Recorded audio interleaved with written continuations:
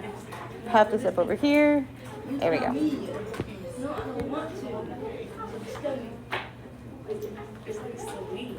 All right. So what we have up here is one of those pattern kind of things like we've done at the start of class sometimes. And we have at the bottom below the pattern, it's got some equations that some people have written. And we're trying to figure out if they're right or if they're wrong. What the pattern is, it's just the shaded tiles. So for mine, they're kind of orange. For you guys, they are very firmly gray. Mostly because we don't cut for color printing, because money. So we're going to look at these patterns. This is how they set it up, and this is the border that we're looking at. We're looking at just the borders, then just the border, and just the border, just the shaded tiles. So not the white tiles in the middle, just the shaded tiles. So I highly recommend what we're going to do first is to figure out what this should be, how we would write this expression for if I wanted to find border 4, 5, 27, whatever it may be.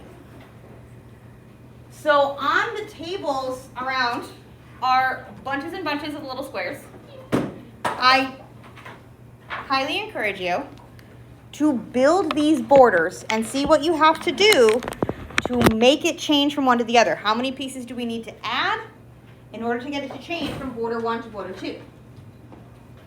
So we're looking at these edge pieces here. I've got the first one set up here. So here's border 1. Got 4 tiles on the top, 1 on either end, 4 on the bottom. See what we would need to do to make this turn into pattern number 2. How does it need to change? I think this one's easier to figure out if you actually build these with the little squares. If you run out of squares, let me know. I have bunches. So I know our arrangement is a little different.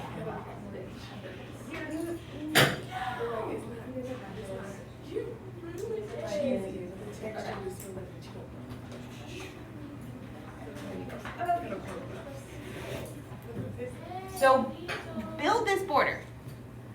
See what we need to do. If you need to build that centerpiece for the first one, that's fine. But we're changing the yellow border from 1 to the yellow border from 2. What pieces do we need to add?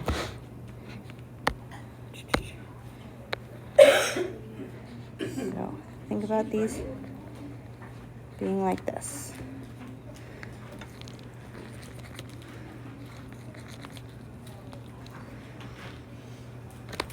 We're not using the inside pieces. It's just a tool to kind of help us see.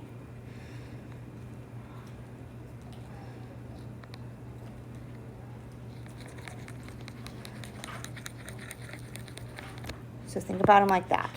We're just looking at these border pieces.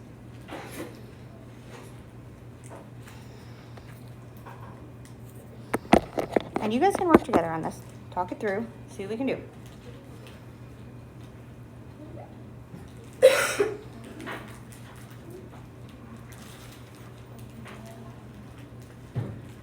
There's lots of different ways we can set up the pattern.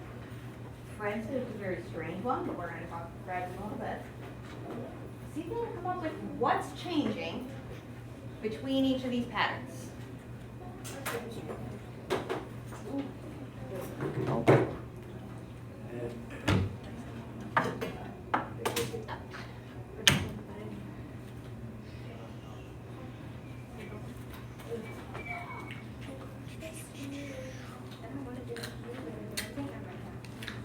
What's up?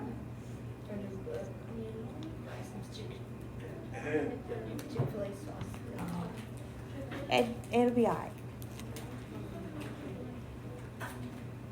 I'll not add any extras.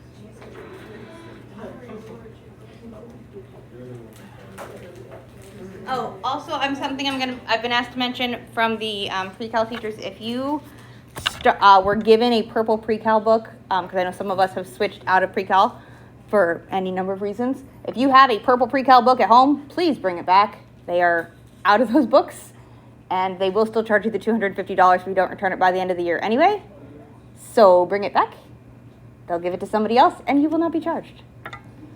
And if you want to give it to me and I'll take it to whoever it is, totally fine. But they really need those purple pre-cal books. So if you have one, please bring it back.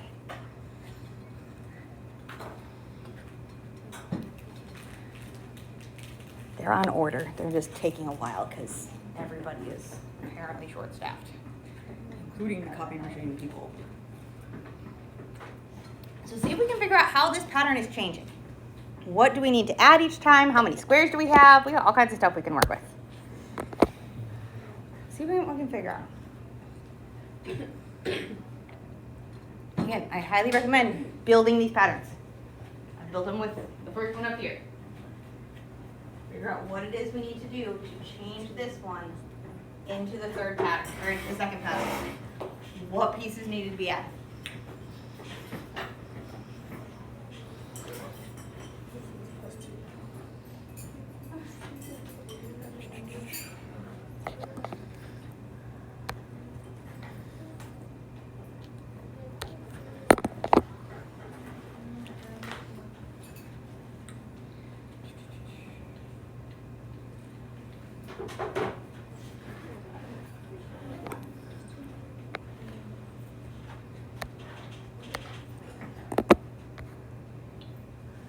Because how many squares does border 1 have? Or how many tiles does it take to make border 1? 10. So this one has 10 squares. How many squares does it take to build border 2? 14. And how many for 3? 18. So how is it changing each time? It's adding 4. So even if we just look at the numbers, we can see that part. It's adding 4 each time. If we look at the physical pattern, the way we change this piece into this pattern, remember that? Here's pattern number 1 right here. If I take and put 1, 2, 3, 4 pieces, putting in these little pieces right here. That's how we can make that pattern. This top set of 4 doesn't change. That's still here. The bottom set of 4 doesn't change. And these 2 guys on the end are still here. It's just those 4 pieces in the middle that are new. Same thing happens on this last one. That top 4 is still there. That bottom 4 is still there. These 2 guys are still there. It just took the 4 from the first pattern, or pattern number 2, and we have 4 more pieces here. So those are the only pieces that are changing. So take a look at Fred's expression. It's just below the pattern on your page. It is way at the bottom of the screen for me. Fred put 4b minus 1 as a quantity.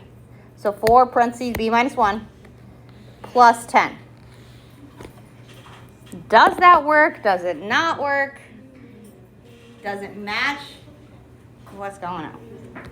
What are those pieces?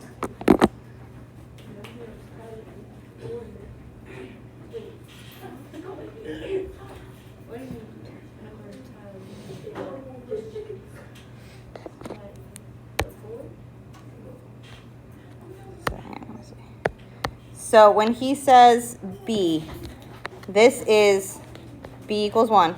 Oh, little b. This one is b equals 2.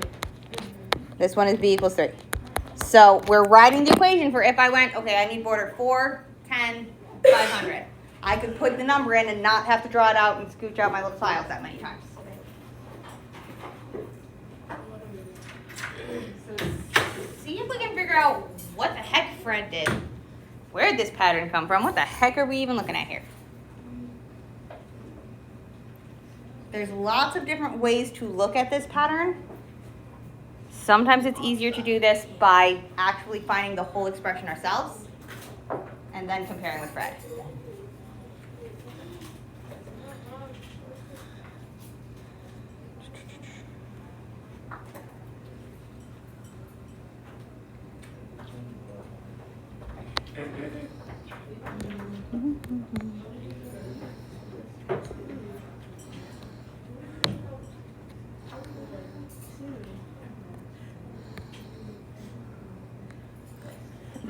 adjusting it a little bit. There we go.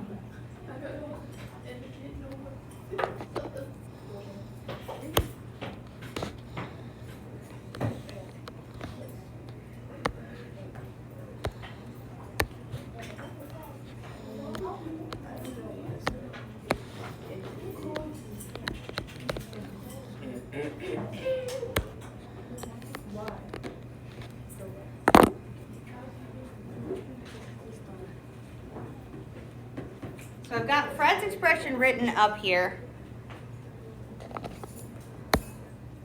We could also write an expression ourselves and figure out how this is changing. The way we normally do, like for the tree one we did the other day. We wrote our own equation.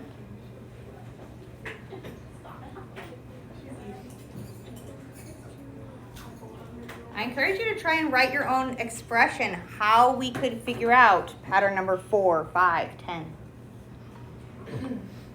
How is it changing? What doesn't change? All that stuff. How could we write this? You could do it as a 4n. For n. Or you can use b the same way he did. What do I really want to do? You can come up with an expression. How is it changing? What things stay the same? What things don't stay the same? What do we got?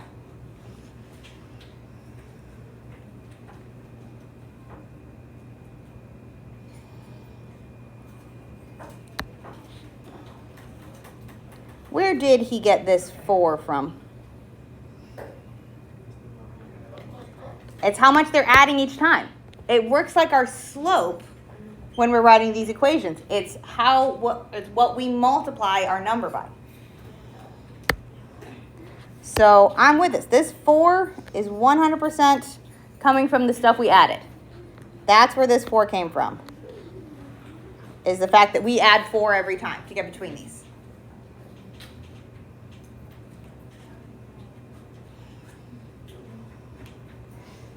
Where is this 10 coming from?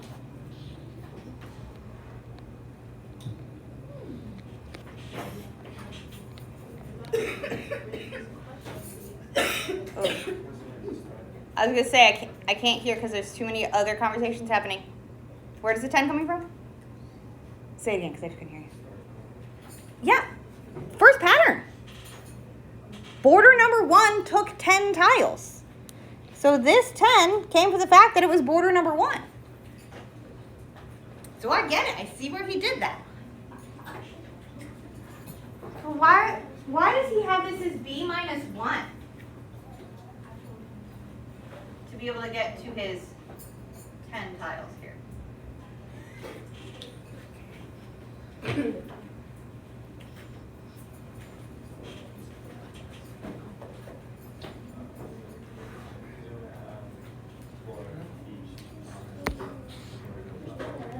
Yeah, because it's changing by 4 each time, but border 1 should already, like this one's been changed once.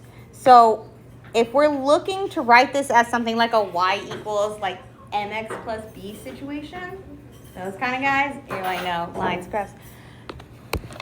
This is term number 1, not 0. So I can't just run with it as it is. If I was to put in just our border number here, instead of b minus 1, so I put 4 times 1, and then plus 10, and go like this. We'd actually get 14, which is what we should get for border 2. If I put a 2 right here, instead of this expression, 4 times 2 gives me 8, plus 10 gives me 18, which should be what we get for border 3.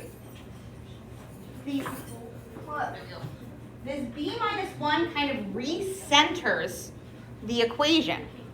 And this is a 100% functional strategy for these patterns when it's adding between them. You can take how it changes, the first pattern, and whatever number minus 1, and build the equation this way. It's just not something we've done in that style before.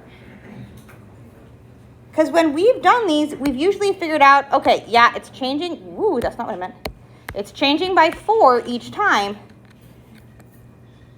So if we look at the 4 we had here, we take 4 away here. To get the starting amount, we need to take 4 away here. Because this has already been changed because it's pattern number 1. So if we were to write this ourselves, we would take our 4 times our pattern number.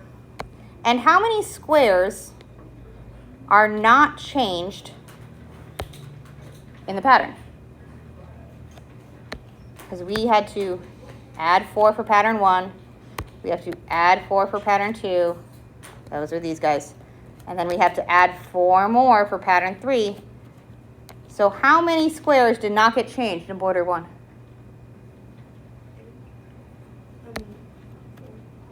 It's like we have these 4 on the top.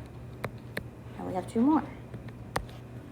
So if we think about this in terms of pieces that change and pieces that don't, I know between patterns I'm adding 4. So we have pattern 1 here, and we have pattern 2, and I could go up to pattern 3. So if I wanted to go back and catch pattern 0, our starting place, I take away 4. Now we're back at pattern 2. I take away 4. Now we're back at pattern 1. To get to pattern 0, I need to take away 4. That gives us the tiles that should be there at the start. How many tiles is that? 6.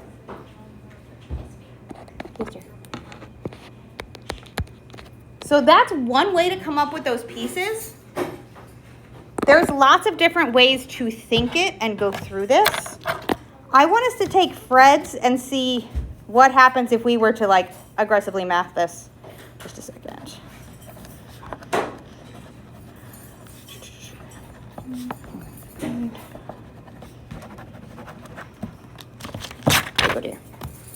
So let's, ignoring where things come from, take a look at Fred's expression here. What can I do with this to make it be less parentheses E? How can I get rid of these parentheses? Now we're going old school math, proper mathing. Distribute. Yup. I heard it was whispered with such disdain. That's okay. If I take my 4 and I distribute it, 4 times my B and 4 times my 1. 4 times B minus 4 plus 10. And we combine those like terms. What are we going to get? 4B plus 6. Which is exactly what we had when we wrote our own. So there's lots of different ways to look at these patterns. I've seen people do these by looking at the area of the rectangle where I take 3 B's and 5 B's and multiply them and take things away. I've seen people do this as sums of rectangles. I've seen these patterns done in lots of different ways. The B minus 1 is probably the weirdest option that we take occasionally. But it's a thing that can happen. And that is a pattern that works anytime we have a plus pattern. So if it is plus 2, plus 3, plus 4, plus 7, I don't care what. You can take that as our slope. Our x will be whatever our pattern number is, minus 1. And then the number in pattern 1. And n equals 1. So if these patterns are someplace that struggle, or that is a struggle for you, if we are adding or subtracting a certain amount, that's going to be our M. And you can structure it just like this. This will work anytime we have an adding or subtracting pattern. It will. That's how they work. So what we're going to look at next is we have, at the bottom half of the page, we've got the story for Emma. And Emma's being extra, as if Fred was not extra enough. Emma's being even more extra. Because she's taking these borders that we have, and she's saying, well, it's really cool. But I don't want to do one that's 4 wide. My room is a little bit bigger. So she's going to take them 5. So instead of having 4 across the top, she's got 5. She has changed the equation to what she thinks it'll be.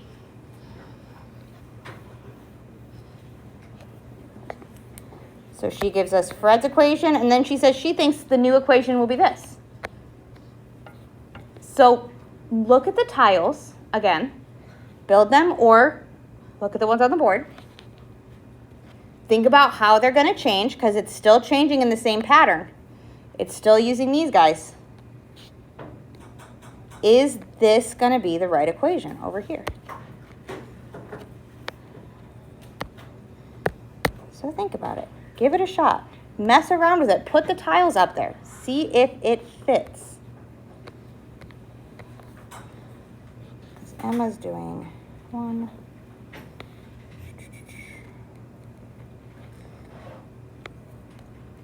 That was terrible. There we go.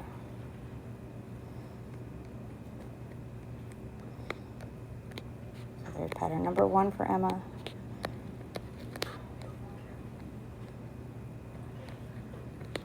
Build them with your tiles.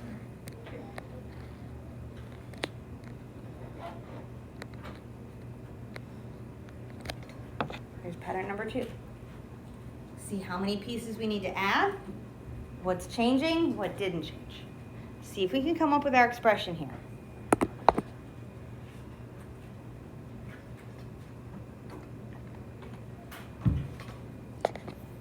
How is it changing? How is it not changing?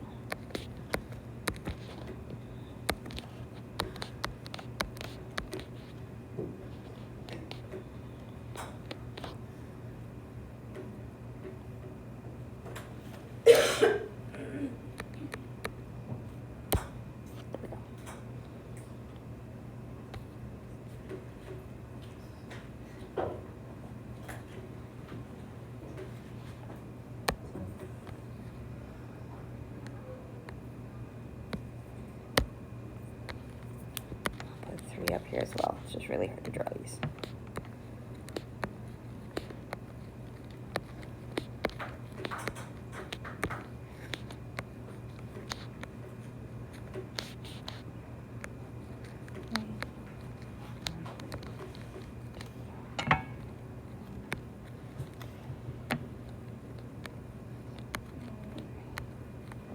And 5. There we go. So I've patterns 1, 2, and 3 for Emma. So she's following the same type of pattern, just with a different starting amount.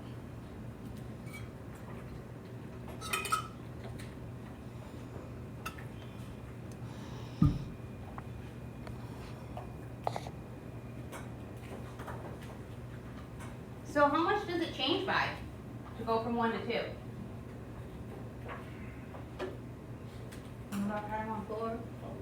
Yeah, it changes by 4. So it had 5 across at the top up here. 5 across at the top up here. But to get to the next pattern, we're still only putting 4 new squares in. If I want to go out to pattern number 3, once again, I just need to add 1, 2, 3, 4. It's still only changing 4 each time. So is her expression going to be right?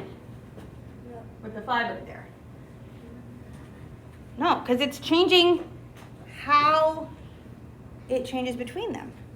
So it really should still have the 4 there. Her expression should still have our 4. She can keep the b-1 if she wants to use it. Think about what we had for the structure for Fred. What should Emma's plus on the end be here? Because it was our starting amount. It's the number in pattern 1. So when she had 5 across, and the 2 on the ends, she should have an argumentative screen, 12 here. So her equation should have our 4 times b-1 plus 12. If we have adding in between them, we can take what's being added. That's our slope. That's going to go in the front. And we can use the number in the first term tucked on the end.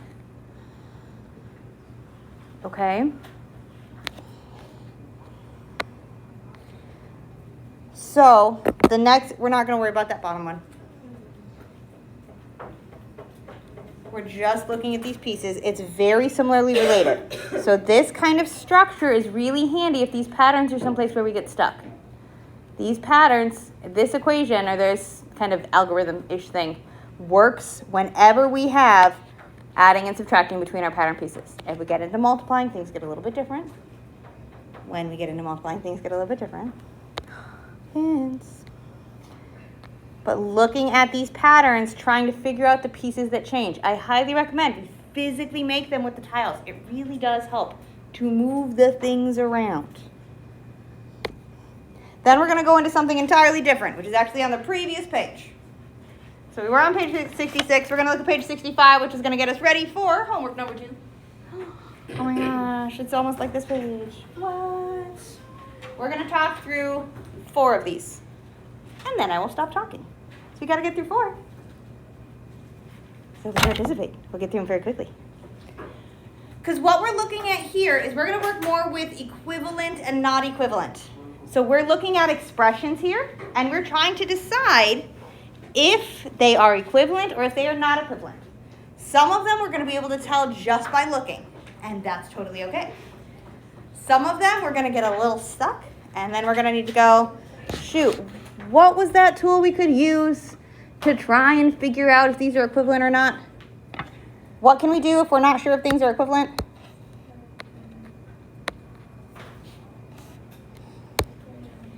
If I don't know if they do the same thing or not, substitute something in. Pick numbers and test them. So, oh, did they? Oh, that was the whispering enough.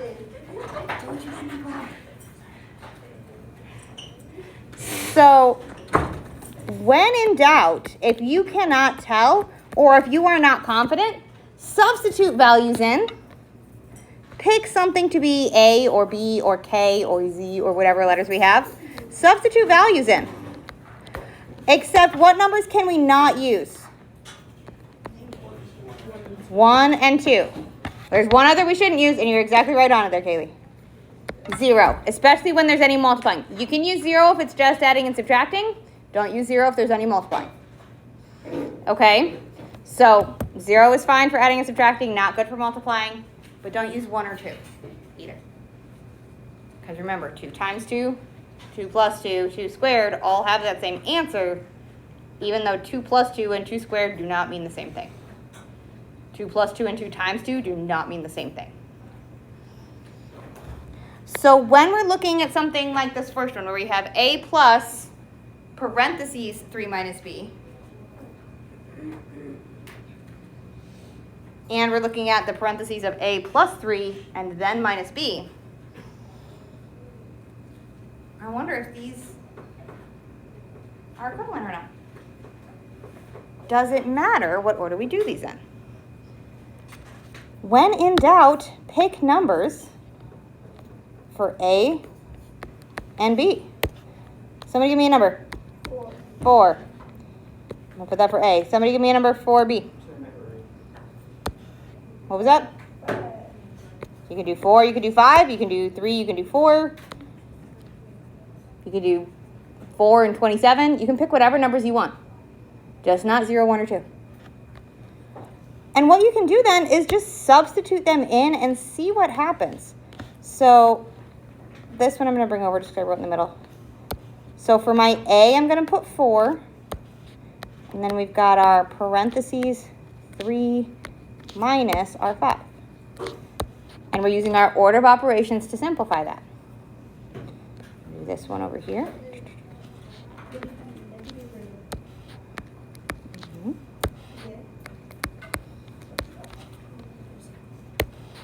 Minus 5.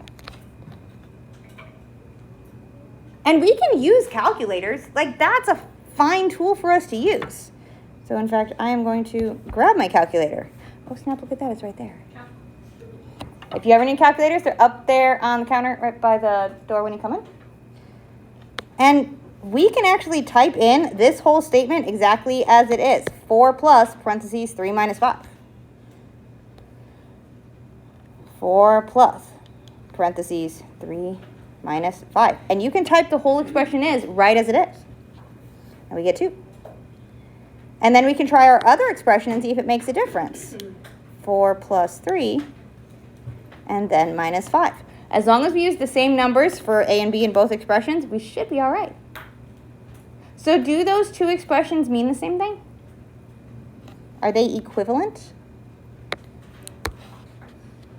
Yeah. It's just a slightly different order of operations. We got an answer of 2 on both of these. So yes, these are equivalent. It does not matter if I do my adding or subtracting first, as long as everything's being added and subtracted. So when in doubt, or if we're not 100% confident, test values. If you get the same answer and you didn't use 0, 1, or 2, they're equivalent. If you doubt yourself, pick different numbers. If you still get the answer to match, definitely equivalent. Let's look at the second one. This one only has one letter. We've got 2 plus k divided by 5 and 10 plus k.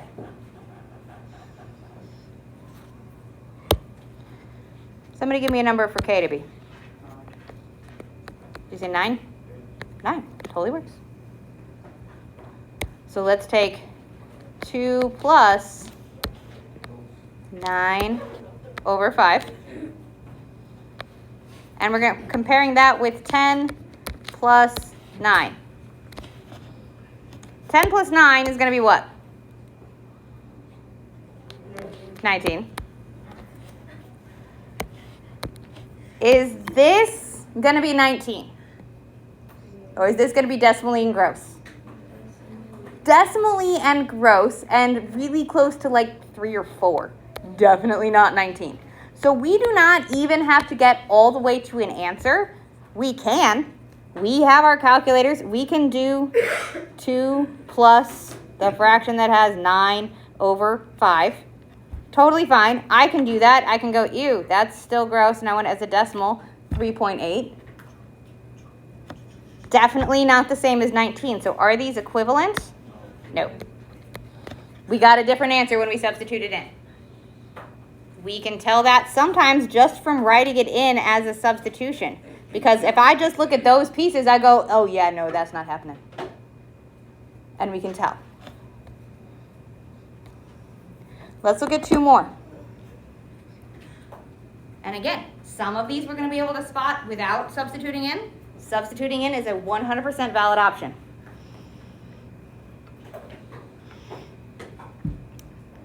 Pick numbers for your A and B or your Z and W and test if we're not sure.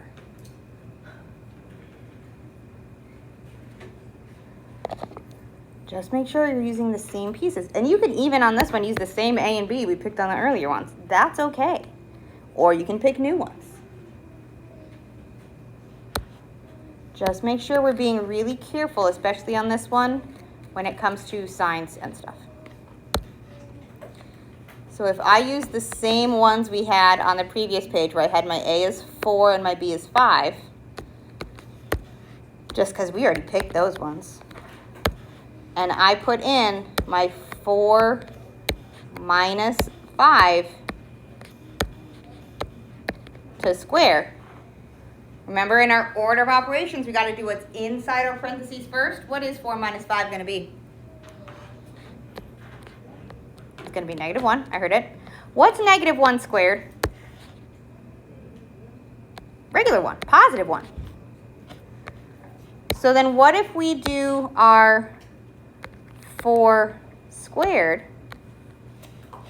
and take away 5 squared? What is 4 squared? 16. Good.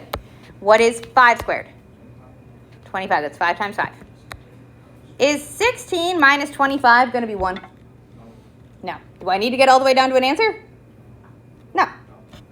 I can tell right here. Yeah, those definitely do not match. And if you wanted to, like, you could put a crossed out equal sign. Those are not the same thing.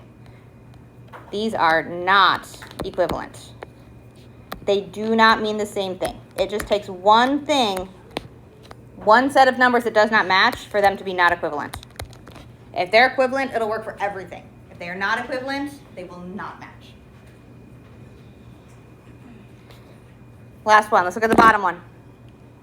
What do you think about this one? 3 times the quantity of z plus w. So we got 2 new letters. And then we're looking at 3z plus 3w.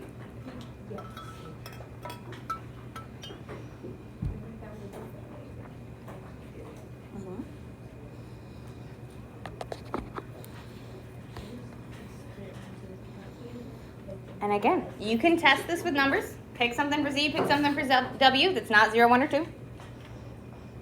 Test them out. Put them in the calculator. You can do this on the calculator. You can do it on paper. It does not matter. You can straight up do these in the calculator. You do not have to write anything down. Are they equivalent? Yeah. What happened between this statement and this statement? Why are these equivalent? What did they do between here and here? They distributed. We looked at our distributive property back from Algebra 1 days. Oh my gosh, that guy, he's going to make a comeback? Oh my gosh, what?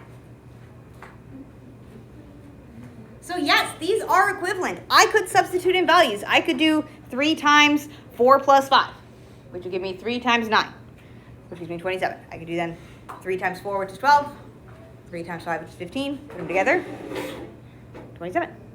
Same thing. So we get the same values when we substitute them in.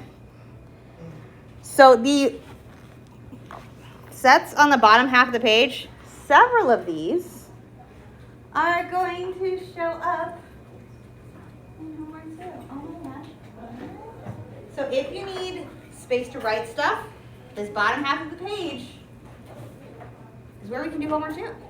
Some of them in homework 2 are going to be patterns like we have with the tree, like we've seen those before. Some of them are going to be like these, and it's just saying, are they equivalent or are they not equivalent? Some of them are writing patterns, some of them are this. So it's very much like the pattern we had yesterday and these kind of guys. Test numbers. When in doubt, pick numbers to test out. So that's it. Homework 2 is based off of this. Tomorrow we're going to keep working with equivalent expressions, and we're going to look at the kind of dot pages on the next page. I'm going to tell you what we're going to do on that. And then we're going to review on distribution and factoring, and that'll be kind of the end of the chapter. So, chapter test is going to be next Friday. Not this Friday, next Friday. I will get the review to you guys probably Monday or Tuesday next week. Probably Monday, but it might be Tuesday. We'll see.